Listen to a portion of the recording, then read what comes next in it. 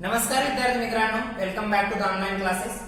पहा, स्केलर्स आणि वेक्टर्सच्या पार्ट बद्दल आपण डिस्कस करत आहोत आणि त्यामध्ये बऱ्याच कन्सेप्ट आपण ऑलरेडी स्टडी केलेल्या आहेत. So I hope you are understanding the concepts of the scalars and vectors. त्यामध्ये लास्ट लेक्चर मध्ये आपण एक कन्सेप्ट स्टार्ट केली होती. त्या कन्सेप्टचं नाव होतं रिझोल्यूशन ऑफ वेक्टर्स. आपण लास्ट लेक्चर मध्ये म्हणजे कालच्या लेक्चर मध्ये एक कन्सेप्ट स्टार्ट केली होती. त्या कन्सेप्टचं नाव होतं रिझोल्यूशन ऑफ वेक्टर्स. पहा, रिझोल्यूशन ऑफ वेक्टर्सच्या अगोदर आपण कंपोजिशन ऑफ वेक्टर्सचा स्टडी केला होता. रिझोल्यूशन ऑफ वेक्टर्सच्या अगोदर आपण कंपोजिशन ऑफ वेक्टर्स याच्याबद्दलचा स्टडी केला होता. कंपोजिशन मध्ये आपण काय करायचो, आपल्याला कंपोनंट्स माहित होते. काय माहित होते? कंपोनंट्स. या कंपोनंट्स वरून आपण त्यांची वेक्टर ऍडिशन करून त्यांचा रिझल्टंट फाइंड आउट करत होतो. आपल्याला कंपोनंट्स माहित होते, त्यांच्या वेक्टर ऍडिशन आपण रिझल्टंट मिळवत होतो. त्याला आपण कंपोजिशन ऑफ वेक्टर म्हटलं. याच्या एक्झॅक्टली उलट आपल्याला काय करायचंय की तुम्हाला एखादा रिझल्टंट वेक्टर माहितीये किंवा एखादा वेक्टर माहितीये, त्या दिलेल्या वेक्टरचे कंपोनंट्स लिहिणं किंवा त्याला त्याच्या कंपोनंट्सच्या फॉर्म मध्ये एक्सप्रेस करणं, याला आपण रिझोल्यूशन ऑफ वेक्टर्स म्हणतो. याला आपण काय म्हणतो? रिझोल्यूशन ऑफ वेक्टर्स म्हणतो. म्हणजे काय? दिलेला एखादा वेक्टर आपण त्याच्या कंपोनंट्सची वेक्टर ऍडिशन म्हणून रिप्रेझेंट करू शकतो. म्हणजे कशा प्रकारे? पहा की माझ्याकडे समजा काही वेक्टर्स आहेत, ए बार, बी बार आणि सी बार, आणि हे तीन वेक्टर या आर बारचे कंपोनंट्स आहेत. तर मी आर बारला A bar plus B bar plus C bar अशा प्रकारे लिहू शकतो. मी आर बारला A bar plus B bar plus C bar अशा प्रकारे लिहू शकतो. याचा अर्थ काय झाला, तर आपण एखाद्या वेक्टरला त्याच्या कंपोनंट्सच्या फॉर्म मध्ये कसं लिहितो, तर त्याच्या कंपोनंट्सची वेक्टर ऍडिशन, दिलेल्या वेक्टर्सच्या कंपोनंट्सची वेक्टर ऍडिशन म्हणजे आपल्याला तो दिलेला वेक्टर मिळत असतो. त्याला आपण रिझल्टंट म्हणतो. मग तुम्हाला उलट करायचे, रिझल्टंट वरून त्याचे कंपोनंट्स फाइंड आउट करायचे आहेत. रिझल्टंट वरून काय करायचे आहे? त्याचे कंपोनंट्स फाइंड आउट करायचे आहेत. आणि हे जे आपण करतो त्याला रिझोल्यूशन ऑफ वेक्टर्स म्हणतो. याबद्दलची थोडक्यात माहिती मी तुम्हाला कालच्या लेक्चर मध्ये सांगितली होती. ओके. सो आता रिझोल्यूशन ऑफ वेक्टर्स मध्ये काय असतं पहा, तर एखाद्या वेक्टरचे कंपोनंट्स. पहा, इथं आपण कशाबद्दल बोलतोय की तुम्हाला एखादा वेक्टर माहित असणार आहे, तुम्हाला त्याचे कंपोनंट्स फाइंड आउट करायचे आहेत, म्हणजे त्या वेक्टरचं आपण रिझोल्यूशन करतो. मग दिलेल्या वेक्टरला वेगवेगळ्या डायरेक्शन मध्ये कंपोनंट्स असू शकतात. दिलेल्या वेक्टरला वेगवेगळ्या डायरेक्शन मध्ये कंपोनंट्स असू शकतात. परंतु आपल्याला जे इथं स्टडी करायचा आहे, तो स्टडी करायचा आहे दिलेल्या वेक्टरच्या रेक्टँग्युलर कंपोनंट्स बद्दल. आपल्याला कोणत्या कंपोनंट्स बद्दल स्टडी करायचा आहे, तर दिलेल्या वेक्टरच्या रेक्टँग्युलर कंपोनंट्स बद्दल स्टडी करायचा आहे. मग काय असतं रेक्टँग्युलर कंपोनंट, यासाठी मी तुम्हाला एक एक्झाम्पल दिलं होतं.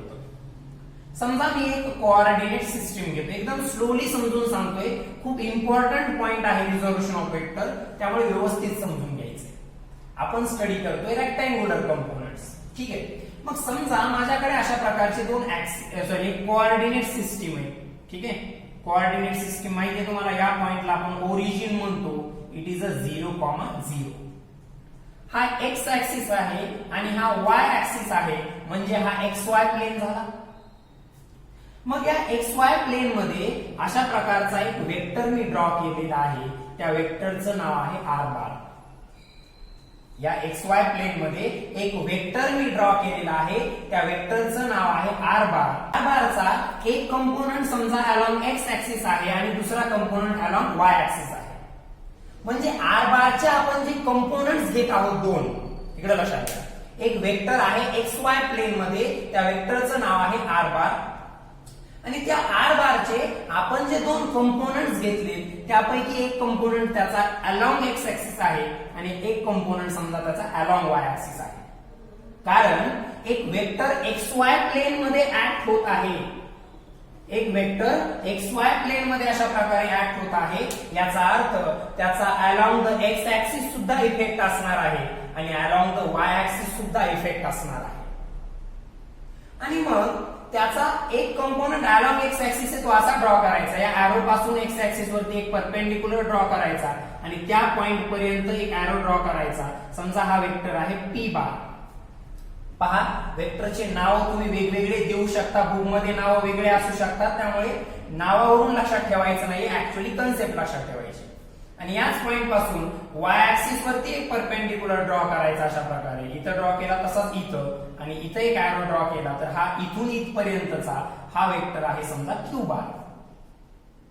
So P bar and Q bar R components of R बार.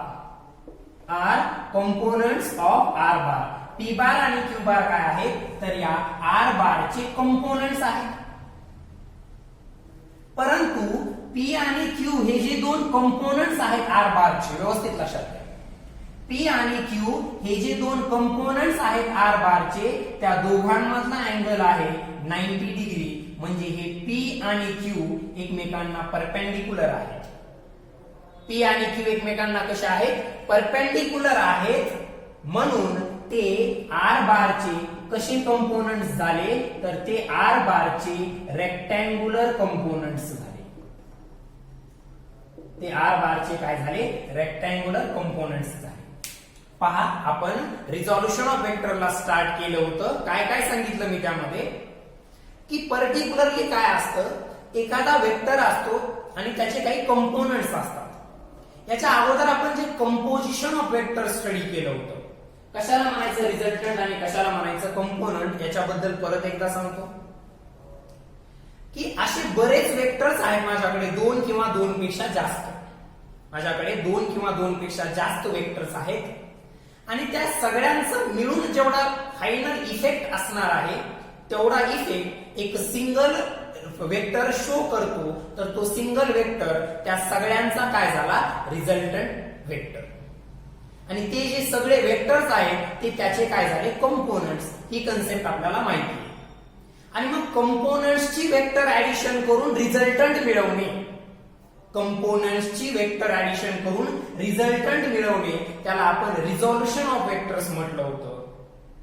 आणि रिझल्टंटला त्या कंपोनंट्सच्या वेक्टर ऍडिशनच्या टर्म्स मध्ये लिहिणे, म्हणजेच रिझल्टंट वरून कंपोनंट्स फाइंड आउट करणे, याला आपण रिझॉल्युशन ऑफ वेक्टर्स असं म्हणतो. मग काय असतं, एखाद्या वेक्टरचे कंपोनंट्स वेगवेगळ्या डायरेक्शनला असू शकतात. एखाद्या वेक्टरचे कंपोनंट्स वेगवेगळ्या डायरेक्शनला असू शकतात. आपण त्यातलं कोणतं घेतलं? Rectangular component. म्हणजे दिलेल्या वेक्टरचे जे दोन कंपोनंट्स आपण घेतलेत, दोन असो किंवा तीन असो, आपण सध्या दोन बद्दल बोलूया.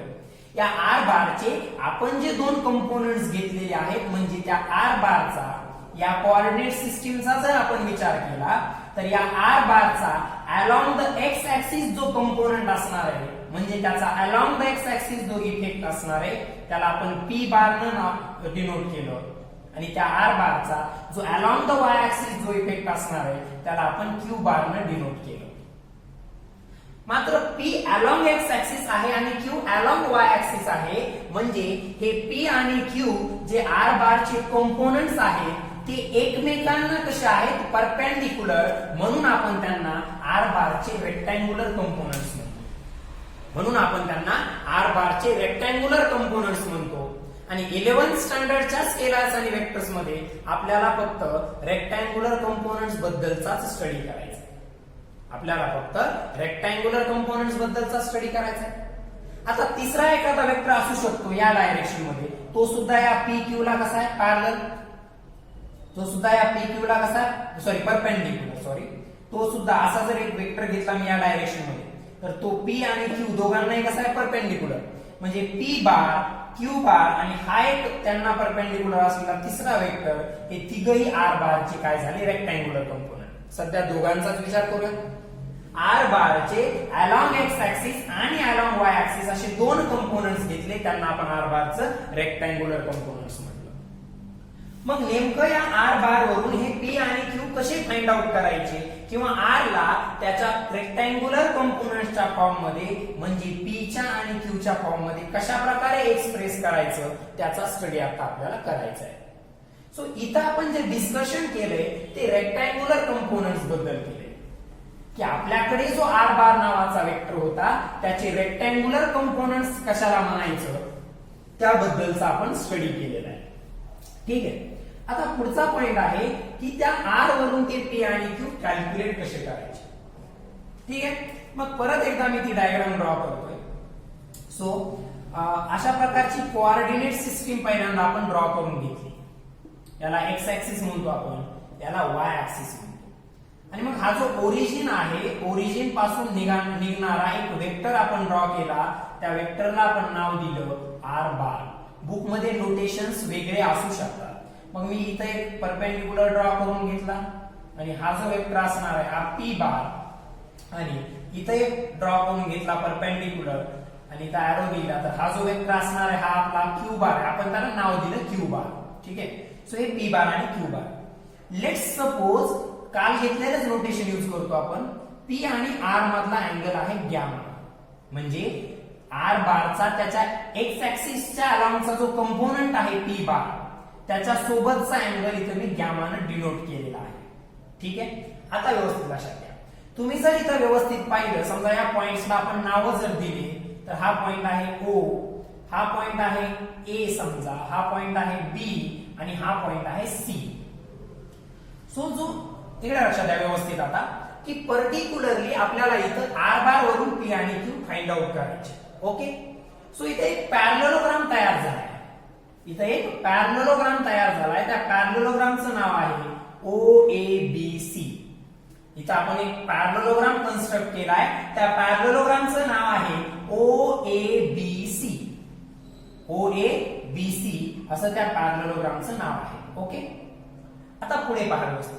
हा अँगल गॅमा आहे. काल गॅमा घेतला होता म्हणून आज गॅमा घेतला. तुम्ही इथं थिटा बिटा काही घेऊ शकता. लक्षात येते हे. सो ठीक आहे आपण त्याला गॅमा घेतलं. नसेल गॅमा घ्यायचं सिम्पली आपल्याला सोपं जातं. अँगल थिटानं डिनोट करतो आपण कधी. मात्र या थिटाला त्या थिटा सोबत कंपोजिशन ऑफ वेक्टर मध्ये जो स्टडी केला त्याच्यासोबत कन्फ्युज व्हायचं नाही. कारण तिथं थिटा आपण या दोघातला अँगल घेतला होता कंपोनंट्स मधला. रिझल्टंट सोबतचा अँगल आपण अल्फा आणि बीटा घेतले होते. त्यामुळे ते कन्फ्युजन मात्र होऊ द्यायचं नाही. ठीक आहे आपण अँगल थिटा घेऊया. तुम्हाला अँगलला थिटा म्हणणं थोडं सोपं जातं कारण आपण 10th पर्यंत जनरली अँगल थिटानच डिनोट करतो. मग एक पॅरलेलोग्राम इथं कन्स्ट्रक्ट झालेला आहे ओ ए बी सी. इथे एक पॅरलेलोग्राम कन्स्ट्रक्ट झालेला आहे. त्या पॅरलेलोग्रामचं नाव आहे ओ ए बी सी. मग त्या ओ ए बी सी पॅरलेलोग्रामचा जर विचार केला तर परत आपला तो रूल वापरून आपण पॅरलेलोग्रामचा लॉ वापरून तुम्हाला या आरचं मॅग्निट्यूड पी आणि क्यू वरून कसं काढता येतं तर ते माहिती आहे कसं. P square plus Q square. आता पुढचं 2p q cos थिटा का बरं नाही आलं तर त्याचं सरळ सरळ आन्सर असा आहे की हे दोघं पी आणि क्यू एकमेकांना कसे आहेत परपेंडिक्युलर. पी आणि क्यू एकमेकांना कसे परपेंडिक्युलर आणि जेव्हा दोन वेक्टर एकमेकांना परपेंडिक्युलर असतात तेव्हा त्यांचा रिझल्टंट अशा प्रकारे लिहिला जातो. ते आपण कालच्या लेक्चर मध्ये स्टडी केलेलं आहे. ते आपण कालच्या लेक्चर मध्ये ऑलरेडी स्टडी केले. ठीक आहे. हे झालं. तुम्हाला जर पी आणि क्यू माहित असतील तर त्यावरून आर कसा काढायचा आहे ते आपण ऑलरेडी काल स्टडी केलं होतं. ठीक आहे. आता मी पी बारला मला पी बारचं मॅग्निट्यूड कॅल्क्युलेट करायचंय. आर बारचं मॅग्निट्यूड समजा आर आहे. इथं लिहितो थोडं. आर बारचं मॅग्निट्यूड आर आहे तर पी बारचं मॅग्निट्यूड काय असणार आहे पी असणार आहे. सध्या थोडक्यात आपण फक्त मॅग्निट्यूड बद्दल बोलूया. लक्ष द्यावं. सो इथे एक ट्रायंगल आहे पहा O B C. In triangle OBC हा जो अँगल आहे हा 90 डिग्री आहे. मग या ट्रायंगल ओबीसी मध्ये पायथागोरस थेरम यूज करा. ट्रायंगल ओबीसी मध्ये काय यूज करायचा आहे पायथागोरस थेरम यूज करायचा आहे. ही ओसी साइड म्हणजे आपला पी बार आहे जी या ट्रायंगल मध्ये थिटा साठी जी काय आहे ऍडजेसंट साइड आहे. काय आहे ऍडजेसंट साइड म्हणजे रूल वापरावा लागेल cos थिटाचा. So cos theta equals to this OC divided by OB. Cos theta equals to this OC divided by OB. आता OC म्हणजे कोणाला रिप्रेझेंट करतो P ला. हा cos theta as it is. OC म्हणजे P आहे आणि OB म्हणजे R आहे, म्हणजे P इक्वल्स टू येईल R cos of theta. P equals to येईल R cos ऑफ थिटा. ठीक आहे. सो आपल्याला एक कंपोनंट मिळाला. या P ला आपण P चा मॅग्निट्यूड काय असणार आहे R resultant multiplied by cos of this angle theta. Angle जर गॅमाने डिनोट केला असता तर इथं गॅमा आला असतं. सिम्बॉल नुसार काही चेंज होत नसतो. ठीक आहे. परत एकदा पहा काय आहे. आपण इथं ही डायग्राम कशी आहे, काय घेतलं या डायग्राम मध्ये, P Q काय आहे, R काय आहे याचं डिस्कशन केलं. इथे एक पॅरलोग्राम कन्स्ट्रक्ट केल्यानंतर मला P आणि Q च्या टर्म्स मध्ये R ला कसं लिहिता येईल, R equals to root of P square plus Q square. कारण P आणि Q एकमेकांना कशा आहेत, परपेंडिक्युलर आहेत. P आणि Q एकमेकांना कशा आहेत, परपेंडिक्युलर. ठीक आहे. आता मला R माहिती आहे कारण आपण रिझॉल्युशनचा स्टडी करतोय. आपण काय करत आहोत, रिझॉल्युशनचा स्टडी करतोय. म्हणजे आपल्याला हा R माहित असणार आहे, त्यावरून तुम्हाला P आणि Q कॅल्क्युलेट करायचे. सो मला जर R माहित असेल आणि हा अँगल थिटा माहित असेल तर मी P कॅल्क्युलेट करणार R cos of theta. R cos of theta. So एक कंपोनंट मिळाला या डायरेक्शन मधला. आता कोण कॅल्क्युलेट करायचा आपला Q. तो कसा कॅल्क्युलेट केला, हा जो ट्रायंगल इथं मी घेतलेला आहे त्या ट्रायंगल मध्ये आपण पायथागोरसचा थेरम यूज केला. कारण तो एक राईट अँगल ट्रायंगल आहे. कारण तो एक राईट अँगल ट्रायंगल आहे. सो एवढा पार्ट पहिल्यांदा नोट डाऊन करा. आपण Q कसा कॅल्क्युलेट करायचा त्याच्याबद्दल बोलूया थोडं. ठीक आहे. सो एकदम सिम्पली स्टेप बाय स्टेप आपण जातो. थोडा मॅथमॅटिक्स याच्यामध्ये इन्व्हॉल्ड आहे. ऑलरेडी मी सांगितलंय की तुम्हाला स्केलर फॅक्टर समजण्यासाठी तुम्हाला ट्रिग्नोमेट्रीचे बेसिक्स, ट्रायंगलचे बेसिक्स किंवा पायथागोरस थेरमचे बेसिक्स माहित असणं आवश्यक आहे. ओके. आता पहा, हा P बार असेल तर हा सुद्धा P बार असणार आहे आणि हा Q बार असेल तर हा पण Q बार असणार आहे. कारण इथं एक रेक्टँगल तयार झाला आहे. रेक्टँगल हा पॅरलोग्रामचा टाइप आहे. इथं एक रेक्टँगल तयार झालेला आहे आणि रेक्टँगल मध्ये अपोजिट साइड कशा असतात, इक्वल असतात. मग इक्वल वेक्टरची आपण कन्सेप्ट पाहिली. मग OC जर P बार असेल तर AB सुद्धा P बार असेल. OA जर Q बार असेल तर BC सुद्धा Q बार असेल. ओके.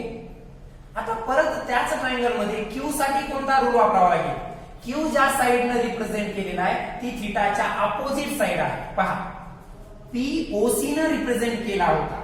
P बार हा OC ने रिप्रेझेंट केला होता जी थिटाची ऍडजेसंट साइड होती.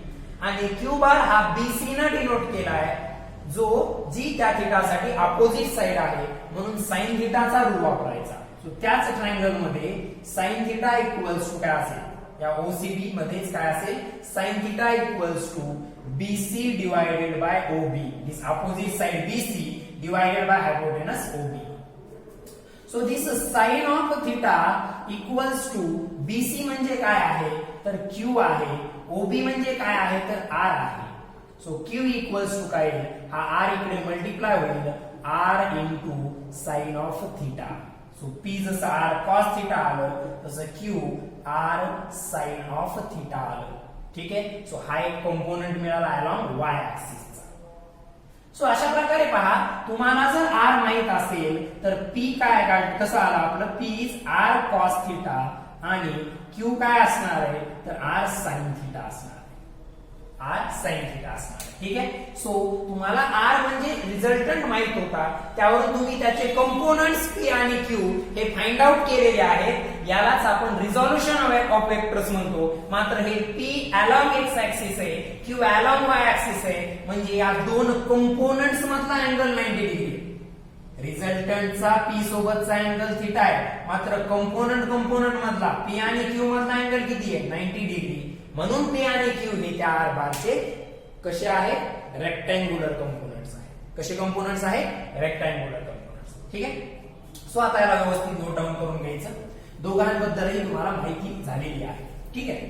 म्हणजे एक त्याचा X कंपोनंट असणार आहे, एक त्याचा Y कंपोनंट असणार आहे असं आपण सध्या कन्सिडर करतो. ओके. कारण आपण दोनच कंपोनंट घेतले. एक गोष्ट लक्षात ठेवा, समजा तुम्हाला अशा प्रकारचा ऍक्सिस, अशा प्रकारची कोऑर्डिनेट सिस्टीम दिलेली आणि एखादा वेक्टर दिलाय. आता प्रत्येक वेळी रिझल्टंट फक्त काय R बारचेच कंपोनंट विचारतील का, नाही. याचंच नाव P बार असू शकतं, त्याला दोन कंपोनंट असू शकतात, हा एक कंपोनंट आणि हा एक कंपोनंट. तर लक्षात घ्या काय करायचं. समजा हा P बार मला दिलाय आणि त्याचे मला हे दोन कंपोनंट्स अलॉंग x आणि अलॉंग y चा कॅल्क्युलेट करायचा आहे. मात्र अँगल थिटा इकडचा दिला, आता इथला नाही दिला. तर सिम्पली लक्षात घ्या, हा एक कंपोनंट आहे त्या पी बारचा आता, आणि हा एक कंपोनंट आहे. प्रत्येक वेळी काय फक्त रिझल्टंट आर बार ना डिनोट करायचा, कंपोनंट बाकीच्यांना डिनोट करायचे असं काही नेसेसरी नसतं. मग पहा, समजा एक पी बार वेक्टर आहे जो XY प्लेन मध्ये आणि त्याचा Y ऍक्सिस सोबतचा अँगल थिटा दिलाय. आता आपण जे एक्झाम्पल घेतलं त्यामध्ये x सोबतचा अँगल होता, काहीच टेन्शन घ्यायचं नाही. ज्या कंपोनंट सोबतचा अँगल माहित असतो दिलेल्या वेक्टरचा, इथं दिलेला वेक्टर कोणता आहे पी बार, त्याचा कोणत्या कंपोनंट सोबतचा अँगल माहिती आहे, जो कंपोनंट अलोंग Y ऍक्सिस आहे. मग एक गोष्ट इथं लक्षात ठेवा, ज्या कंपोनंट सोबतचा अँगल माहित असतो, ज्या कंपोनंट सोबतचा अँगल माहित असतो तो घ्यायचा P cos ऑफ थिटा, म्हणजे दिलेला vector multiplied by cos of theta, आणि ज्याच्या सोबतचा अँगल माहित नसतो तो घ्यायचा P sin थिटा. म्हणजे हे जर असं असतं, त्याच P बारचा इकडचा अँगल थिटा दिला असता तर त्याचा हा जो अलोंग X ऍक्सिसचा कंपोनंट आहे तो P cos थिटा आला असता, आणि दुसऱ्या डायरेक्शन मधला P sin थिटा. म्हणजे असं नेसेसरी नाही, एक गोष्ट लक्षात ठेवा की एक्स ऍक्सिसच्या अलोंगचा cos थिटा एक्स ऍक्सिसच्या अलोंगचा कंपोनंट फाइंड आउट करण्यासाठी त्या वेक्टरला cos थिटाने मल्टिप्लाय करायचं, y डायरेक्शनचा फाइंड आउट करण्यासाठी sin थिटाने. असं काही नेसेसरी नसतं. मग काय आहे तर दिलेल्या वेक्टरचा ज्या डायरेक्शन सोबतचा अँगल दिलाय त्या डायरेक्शनचा कंपोनंट फाइंड आउट करण्यासाठी दिलेल्या वेक्टरच्या मॅग्निट्यूडला cos थिटाने मल्टिप्लाय करायचं आणि उरलेल्याला sin थिटाने. इथं y सोबतचा अँगल दिलता म्हणून हा कंपोनंट P cos थिटा आला, हा P sin थिटा. इथं x सोबतचा अँगल दिलाय म्हणून हा P cos थिटा आला आणि हा P sin थिटा आला. हे कसं येतं ते आपण पायथागोरसचा थेरम यूज करून ऑलरेडी स्टडी केलेलं आहे. ठीक आहे. आता आपल्याला पर्टिक्युलरली हे कंपोजिशन ऑफ वेक्टर किंवा दिलेला वेक्टर त्याच्या कंपोनंट्सच्या फॉर्म मध्ये लिहावा लागतो. दिलेला वेक्टर त्याच्या कंपोनंट्सच्या फॉर्म मध्ये लिहावा लागतो. वेक्टर फॉर्म मध्ये कसं लिहायचं पहा. परत आपलं आता घेतलेलं त्याच्या अगोदरचं एक्झाम्पल घेतो, डायग्राम थोडी छोटी ड्रॉ करतो. समजा हा वेक्टर आहे आर बार, त्याचा अलोंग एक्स ऍक्सिस कंपोनंट आहे पी बार आणि त्याचा अलोंग वाय ऍक्सिस कंपोनंट आहे क्यू बार. हे अशा प्रकारे एक वेक्टर आहे R bar X Y plane मध्ये आणि त्याचा along X axis component P bar आहे, along Y axis component Q bar आहे. ऑब्विसली आपल्याला माहित असतं दिलेल्या वेक्टरला आपण त्याच्या कंपोनंट्सच्या वेक्टर ऍडिशनच्या फॉर्म मध्ये लिहू शकतो. दिलेल्या वेक्टरला आपण त्याच्या कंपोनंट्सच्या वेक्टर ऍडिशनच्या फॉर्म मध्ये लिहू शकतो. बरोबर आहे. म्हणजे R bar equals to P bar plus Q bar. आता यांना मी असं लिहू शकतो पहा, R bar equals to P bar म्हणजे कोणत्या डायरेक्शन मधला वेक्टर आहे, सध्या तो आर चा कंपोनंट आहे हे तर आपल्याला माहिती आहे. मात्र पी बार स्वतः एक वेक्टर आहे जो कोणत्या डायरेक्शन मध्ये आहे, एक्स ऍक्सिसच्या अलोंग आहे. म्हणून मी त्याला पी इंटू आय कॅप असं लिहू शकतो. कारण कोणत्याही वेक्टरला आपण ऑलरेडी युनिट वेक्टरची कन्सेप्ट डिटेल मध्ये स्टडी केलेली आहे की माझ्याकडे एक वेक्टर आहे पी बार आणि मला त्याचा युनिट वेक्टर माहिती आहे यू बार. तर आपण कसं लिहितो पहा, unit vector U cap equals to काय असतं, P bar divided by P. म्हणजे दिलेला वेक्टर पी बार आपण कसं लिहिणार, त्याचं मॅग्निट्यूड मल्टिप्लाइड बाय त्याचा युनिट वेक्टर. आणि आपल्याला माहिती इकडे लक्षात घ्या, हे आपण ऑलरेडी युनिट वेक्टर मध्ये डिटेल मध्ये स्टडी केलंय की कोणताही वेक्टर आपण कशा प्रकारे रिप्रेझेंट करू शकतो, त्याचा मॅग्निट्यूड मल्टिप्लाइड बाय त्याच्या डायरेक्शन मधला त्याचा unit vector. Magnitude multiplied by unit vector असं आपण कोणत्याही वेक्टरला लिहू शकतो. तर आता पहा, पी बार जो एक वेक्टर आहे जो आर बारचा काय आहे, कंपोनंट आहे. पी बार एक वेक्टर आहे जो आर बारचा काय आहे, कंपोनंट आहे. मात्र तो कोणत्या ऍक्सिसच्या अलोंग आहे, एक्स ऍक्सिसच्या. म्हणून मी त्या पी बारला त्याचा magnitude P multiplied by unit vector along एक्सचा युनिट वेक्टर आपण आय कॅप ने डिनोट करतो म्हणून असं लिहू शकतो. प्लस क्यू बारला मी काय लिहिणार, क्यू इंटू जे cap. So this is the representation. म्हणजे दिलेला वेक्टर तुम्ही त्याच्या कंपोनंटच्या फॉर्म मध्ये अशा प्रकारे लिहू शकता. काय केलं इथं व्यवस्थित लक्षात घ्या. मला युनिट वेक्टरची कन्सेप्ट माहित होती, तो असतो unit vector is nothing but the vector divided by it's magnitude. So दिलेल्या वेक्टरला तुम्ही त्याचा मॅग्निट्यूड मल्टिप्लाइड बाय युनिट वेक्टरच्या टर्म्स मध्ये एक्सप्रेस करू शकता. मग माझ्याकडे काय आहे तर पी बार आणि क्यू बार हे आर बारचे कंपोनंट्स असल्यामुळे आपण आर बारला त्या त्या दोघांच्या वेक्टर ऍडिशनच्या फॉर्म मध्ये लिहू शकतो. त्या दोघांच्या वेक्टर ऍडिशनच्या फॉर्म मध्ये लिहू शकतो.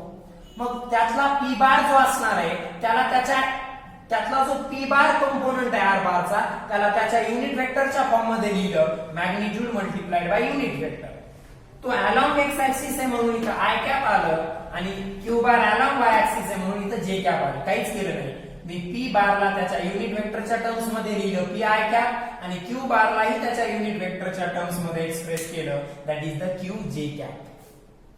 दॅट इज द क्यू जे कॅप. आणि आपल्याला माहितीये पी आणि क्यू एकमेकांना परपेंडिक्युलर असल्यामुळे आपण इथं फक्त रेक्टँग्युलर कंपोनंटचाच विचार करतोय. म्हणजे पी आणि क्यू एकमेकांना परपेंडिक्युलर असल्यामुळे तुम्ही आर ला कसं लिहिणार मॅग्निट्यूड साठी P square plus Q square हे रूट मध्ये घ्यायचं. हा आर चा मॅग्निट्यूड असणार आहे पी आणि क्यू च्या फॉर्म मध्ये आणि हे त्याचं वेक्टर फॉर्म असणार आहे आर बार इक्वल्स टू.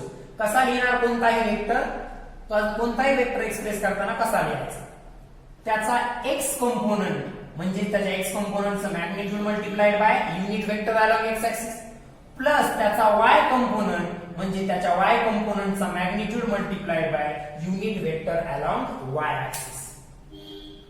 ठीक आहे. So this is the concept. आपण त्याला एक्सप्रेस कसं करू शकतो. ठीक आहे. हे आपलं ऑलरेडी झालेलं आहे. याच्यावरूनच हे लिहिले काहीच नाही. आर बारचे पी आणि क्यू कंपोनंट असल्यामुळे त्याला आपण पी आणि क्यू ची वेक्टर ऍडिशनच्या फॉर्म मध्ये रिप्रेझेंट केलं आणि पी ला त्याच्या युनिट वेक्टरच्या फॉर्म मध्ये एक्सप्रेस केलं. क्यू ला सुद्धा त्याच्या युनिट वेक्टरच्या फॉर्म मध्ये एक्सप्रेस केलं. पी चा unit vector along X axis असणार म्हणून आय कॅप घेतला. क्यू अलोंग वाय ऍक्सिस आहे म्हणून जे कॅप घेतला जे आपण ऑलरेडी युनिट वेक्टरची कन्सेप्ट स्टडी करताना पाहिलं होतं. ठीक आहे. हे व्यवस्थित नोट डाऊन करा. मी बरेच एक्झाम्पल सांगणार आहे तुम्हाला एक्सप्रेस करण्याचे ज्यावरून तुमच्या ते ऍक्च्युअली लक्षात येईल की नेमकं म्हणायचं काय असतं दिलेल्या एक्झाम्पल मध्ये. समजा मला एक वेक्टर दिलाय फोर्स नावाचा. फोर्स एक वेक्टर आहे. मग मी लिहिलं F bar equals to 9 i cap plus 3j cap इतना न्यूटन. माझ्याकडे फोर्स आहे. तो फोर्स मला जो दिलाय तो दिलाय 9 i cap plus 3j cap एवढा न्यूटन.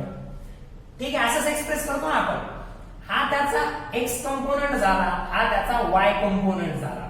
कारण आय कॅप आहे म्हणजे हा एक्स कंपोनंट जे कॅप आहे म्हणजे हा वाय कंपोनंट. याचा मीनिंग काय झाला ते लक्षात घ्या. याचा मीनिंग असा झाला की तुमच्याकडे एक फोर्स वेक्टर आहे. तुमच्याकडे एक फोर्स वेक्टर आहे ज्याचा एक्स कंपोनंटचा मॅग्निट्यूड 9 आहे आणि ज्याच्या वाय कंपोनंटचा मॅग्निट्यूड 3 आहे.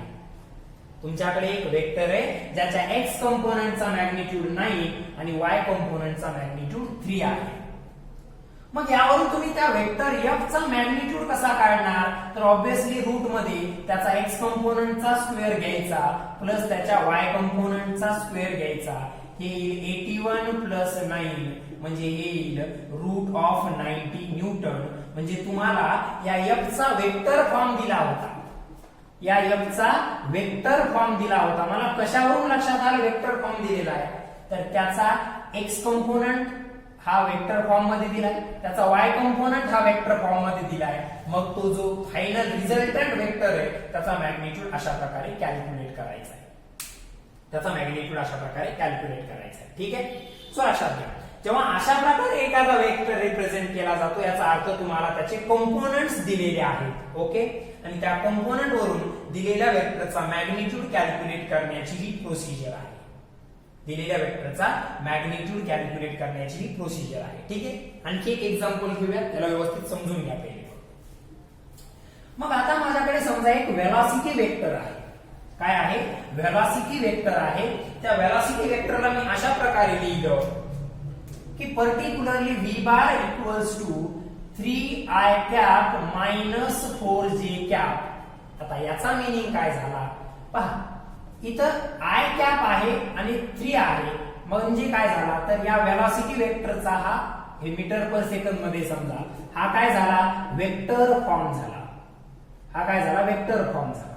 ठीक आहे. कारण 3 हे मॅग्निट्यूड झालं आय कॅप न मल्टिप्लाय केलेलं आहे म्हणजे हा टोटल पार्ट म्हणजे त्या वेलॉसिटीचा एक्स कंपोनंट झाला आणि हा मायनस 4j कॅप हा त्याचा वाय कंपोनंट झाला. हा एक्स कंपोनंट आणि हा वाय कंपोनंट. इथं आय आणि जे वरून ते आपल्या लक्षात आलं. मग तुम्हाला विचारलं त्या व्हेलॉसिटीचं मॅग्निट्यूड काय असणार आहे, तर ते कसं काढणार, त्याला स्क्वेअर रूट मध्ये ठेवायचं 3 चा स्क्वेअर प्लस -4 चा स्क्वेअर, याचा स्क्वेअर आणि याचा स्क्वेअर. सो 3 चा स्क्वेअर आला 9, 4 चा 16, म्हणजे त्या व्हेलॉसिटीचं मॅग्निट्यूड आलं √25 मीटर पर सेकंड. ठीक आहे, मला एवढं तर लक्षात आलं आता की मी त्याला त्याच्या कंपोनंटच्या फॉर्म मध्ये दिलेला असताना दिलेल्या वेक्टरचं मॅग्निट्यूड कसं कॅल्क्युलेट करायचं.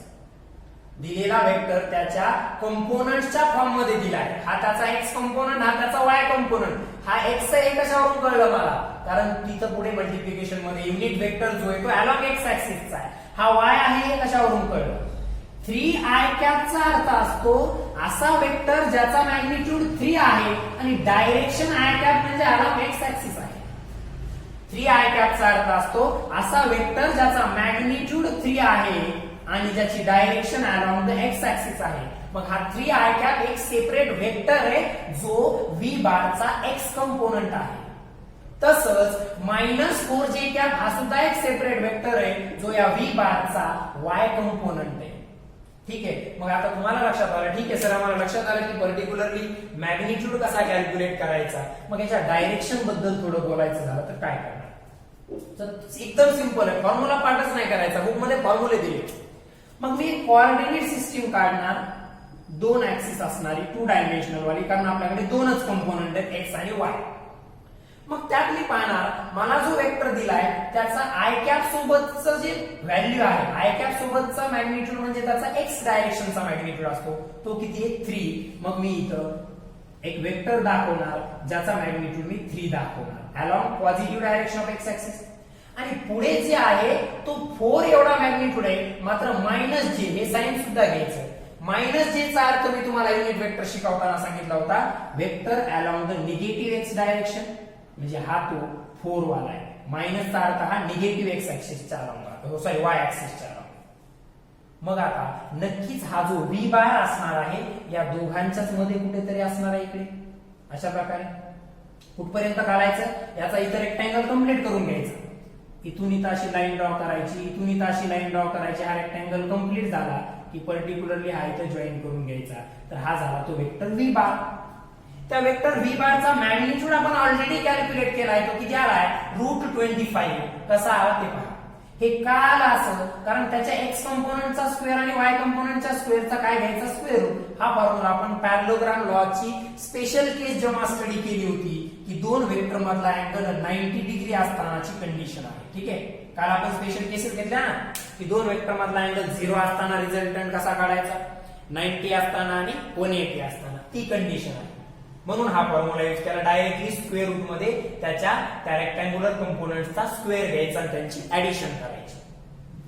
मग आता मला सांगा, समजा तुम्हाला इथला अँगल फाइंड आउट करायचा आहे आणि हा अँगल आहे थीटा, तर हा अँगल कसा कॅल्क्युलेट करणार, याच्यासाठी काही मेथड आहे का, तर एकदम सिंपल मेथड आहे. कोणती मेथड आहे, इथं हा अँगल किती असणार आहे 90 डिग्री. तुम्हाला हा कॅल्क्युलेट करायचा आहे. हे 3 आहे तर हे सुद्धा किती असणार आहे 3. वेक्टरची कन्सेप्ट आपल्याला माहिती. मग पहा, हा जर ट्रायंगल तुम्ही कन्सिडर केला इथं आलेला हा, तर या अँगल साठी ही झाली अपोजिट साइड आणि ही झाली ऍडजेसंट साइड. म्हणजे तुम्ही टॅन थिटाचा रूल अप्लाय करणार, टॅन थिटा इक्वल्स टू 3/4. अशा प्रकारे तुम्ही हा अँगल कॅल्क्युलेट करू शकता. कोणताही फॉर्म्युला पाठ करायची गरज नाहीये, डायरेक्टली आपण आपली ट्रिग्नोमेट्रीची बेसिक कन्सेप्ट इथं वापरू शकतो. ठीक आहे, ठीक आहे. आणखी 1-2 एक्झाम्पल्स घेऊयात, कारण हे इम्पॉर्टंट आहे खूप. एखाद्या वेक्टरला त्याच्या कंपोनंट्सच्या फॉर्म मध्ये रिझोल्यूशनच्या फॉर्म्युल्यांच्या मदतीने कशा प्रकारे एक्सप्रेस करायचं ते आपण पाहत आहोत. ठीक आहे, मी परत आपलं फोर्सचं एक्झाम्पल घेतो. F bar equals to 4i plus 7j एवढा न्यूटन फोर्स आहे. परत काय मिनिंग झाला, हा त्या फोर्सचा एक्स कंपोनंट झाला आणि हा त्या फोर्सचा वाय कंपोनंट झाला. मग पहिल्यांदा तुम्हाला हे व्हिज्युअलाइज झालं पाहिजे. अशा प्रकारे असणार आहे ही कोऑर्डिनेट सिस्टीम आहे. एक्स कंपोनंटचा मॅग्निट्यूड किती आहे 4. यालाच एक्स का म्हटलं, अगोदर लिहिलंय म्हणून नाही, तर त्याचा युनिट वेक्टर i आहे. आणि हे फिक्स आहे आता की आपण एक्स डायरेक्शनचा युनिट वेक्टर i न, y चा j न आणि z चा k न डिनोट करत असतो. मग अलॉंग पॉझिटिव्ह एक्स ऍक्सिस त्या फोर्सचा मॅग्निट्यूड आहे 4 न्यूटन, म्हणजे हा आला 4. अलॉंग पॉझिटिव्ह इथं जे कॅप आहे म्हणजे वाय ऍक्सिस त्याचा मॅग्निट्यूड आहे 7 म्हणजे इथं आला हा 7. मग काय करायचं इथे रेक्टँगल कंप्लीट करून घ्यायचा अशा प्रकारचा. ठीक आहे आणि इथून ड्रॉ करायचा एक वेक्टर हा असेल या दोघांचा रिझल्टंट म्हणजे हा एफ बार. हे दोघं 4i कॅप हा त्या एफ चा एक्स कंपोनंट आहे आणि 7j कॅप हा त्या एफ चा वाय कंपोनंट आहे. याचा अर्थ तो फोर्स एक्स वाय प्लेन मध्ये ऍक्ट होतोय ज्याचा एक्स कंपोनंट 4 न्यूटन आहे आणि वाय कंपोनंट 7 न्यूटन आहे. वाय कंपोनंट 7 न्यूटन आहे. X component 4 Newton, Y component 7 Newton. याचा अर्थ तो टोटल फोर्स 7 + 4 11 असा घ्यायचा का? नाही. एक्स कंपोनंट त्याचा 4 आहे, वाय कंपोनंट 7 आहे. मात्र तुम्ही त्यांची डायरेक्ट ऍडिशन करू शकत नाही, त्यासाठी तुम्हाला वेक्टरचेच रूल वापरावे लागतील. मग तो फोर्स काय येणार परत रूट मध्ये त्याचा एक्स कंपोनंट 4 त्याचा स्क्वेअर, वाय कंपोनंट 7 त्याचा स्क्वेअर म्हणजे एफ आलं 16 + 49. सो एफ इक्वल्स टू 9 + 6 15 65 येते. ठीक आहे तुम्ही कॅल्क्युलेट करा व्यवस्थित. So F equals to √65 newton. म्हणजे हा जो फोर्स आहे याचा मॅग्निट्यूड √65 न्यूटन एवढा असणार आहे. तो हे जे असं एखाद्या फोर्सचं व्हेलॉसिटीचं डिस्प्लेसमेंटचं एखादे अशा प्रकारचं जर इक्वेशन दिलं असेल 4i कॅप 7j किंवा काही तर त्याचा अर्थ काय असतो जो i कॅप सोबत मल्टिप्लिकेशन मध्ये येतो त्याचा x कंपोनंटचा मॅग्निट्यूड असतो, जो y कंपोनंट जो त्याचा j कॅप सोबत मल्टिप्लिकेशन मध्ये असतो ते त्याचा y कंपोनंटचा मॅग्निट्यूड असतो. म्हणजे या इक्वेशनवरचा मीनिंग काय झाला ते पहिल्यांदा फॉर्म्युला तर पाठ होईल तुम्हाला.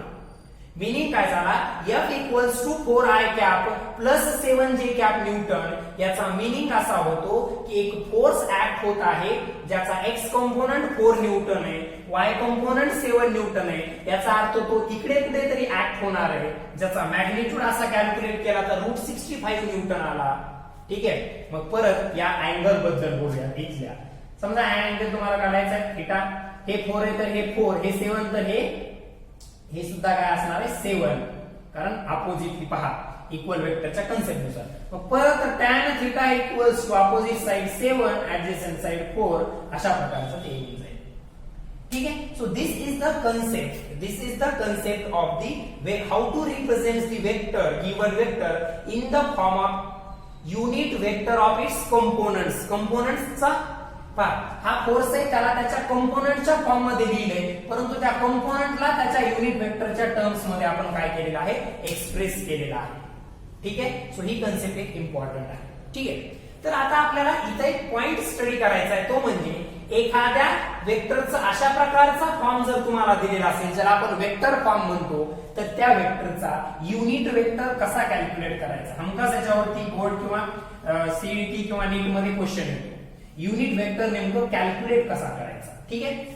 सो त्यासाठी पहिल्यांदा दिलेली युनिट वेक्टरची कन्सेप्ट पाहूया. युनिट वेक्टर आपण कसा फाइंड आउट करतो दिलेल्या वेक्टरला त्याच्याच मॅग्निट्यूडनं डिवाइड केलं तर आपल्याला त्याचा युनिट वेक्टर मिळतो. दिलेल्या वेक्टरला त्याच्याच मॅग्निट्यूडनं जर डिवाइड केलं तर आपल्याला युनिट वेक्टर मिळतो हे तर माहिती आहे सगळ्यांना. मग समजा माझ्याकडे एक वेक्टर दिला v बार इक्वल्स टू इथं v म्हणजे vector v bar equals to 3i cap plus 4j cap आणि याचा तुम्हाला फाइंड आउट करायचा युनिट वेक्टर. मग मी हिंट सांगितले युनिट वेक्टर काढण्यासाठी दिलेल्या वेक्टरला त्याच्याच मॅग्निट्यूडनं डिवाइड करायचं. म्हणजे हा जो v बार तुम्हाला दिलाय याला याच्याच मॅग्निट्यूडनं डिवाइड करावा लागेल.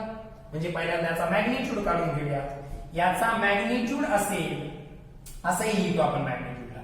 याचा मॅग्निट्यूड असेल √3² + 4². इथं फॉर्म्युल्यात आपण वेक्टरला p न दाखवलं इथं आपण जो घेतलाय क्वेश्चन मध्ये तो v न दाखवलंय कन्फ्युज व्हायचं नाही सिम्बॉल सोबत. रूल तर तोच लागू होणार आहे वेक्टरचं नाव जरी बदललं तरी. मग 3 चा स्क्वेअर 9 4 चा स्क्वेअर 16 म्हणजे याला √25 याचा आन्सर येतं 5. म्हणजे मला काढायचा या v बारचा युनिट वेक्टर u कॅप. या v बारचा युनिट वेक्टर मला कॅल्क्युलेट करायचा u कॅप. तो काय असणार आहे तर तो v bar as it is divided by त्याचा मॅग्निट्यूड.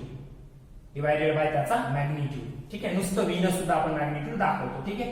सिम्प्लिसिटी साठी आपण डायरेक्टली नुसतं v लिहूया. मला एक वेक्टर दिला v bar equals to 3i cap plus 4j cap. हा त्याचा वेक्टर फॉर्म झाला आणि मला त्याचा युनिट वेक्टर विचारलाय. मला त्याचा युनिट वेक्टर विचारलेला आहे. मग युनिट वेक्टर काय असतो? दिलेल्या वेक्टरला त्याच्याच मॅग्निट्यूडनं डिवाइड करणं. दिलेल्या वेक्टरला त्याच्याच मॅग्निट्यूडनं डिवाइड करणं. मग त्यासाठी आपल्याला दिलेल्या वेक्टरचा पहिल्यांदा मॅग्निट्यूड कॅल्क्युलेट करावा लागतो. सो दिलेल्या वेक्टरचा मॅग्निट्यूड आपण या फॉर्म्युलाने कॅल्क्युलेट केला. रूट मध्ये त्याच्या एक्स कंपोनंटचा स्क्वेअर प्लस वाय कंपोनंटचा स्क्वेअर. मग त्याचा युनिट वेक्टर यू कॅप येईल. व्ही बार म्हणजे तो दिलेला वेक्टर काय आहे तो 3i cap plus 4j cap as it is, आणि डिवाइड मध्ये येणार आहे त्याचा मॅग्निट्यूड म्हणजे 5. हा झाला त्या व्ही बारचा युनिट वेक्टर.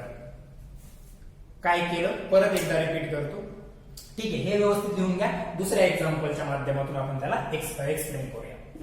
काय करायचंय तुम्हाला? वेक्टर आता जर एखाद्या पर्टिक्युलर वेक्टर दिला, तुम्हाला कशा फॉर्म मध्ये देतात आपल्याला वेक्टर? हे पहा, हे जे वेक्टर तुम्हाला देत आहेत आय जे के फॉर्म मध्ये, तर ते त्याचा अर्थ होतो तो वेक्टर त्याच्या रेक्टँग्युलर कंपोनंटच्या फॉर्म मध्ये एक्सप्रेस केलेला आहे. कसं ते आता डिटेल मध्ये पहा. माझ्याकडे एक वेक्टर आहे, समजा मी फोर्स घेतो एक्झाम्पल साठी. एक फोर्स आहे 5i cap plus 8j cap एवढा न्यूटन. पहा, हे दोन जे असणार आहे ते एफ बारचे, आता इथं सगळंच एक्सप्लेन करतोय. इथं हे जे दोन असणार आहेत, एक 5i कॅप आणि एक 8j कॅप, हे त्या फोर्सचे कंपोनंट्स आहेत.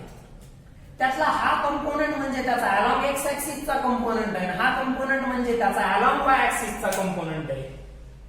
म्हणजे त्याचे आपल्याकडे दोन कंपोनंट्स आहेत.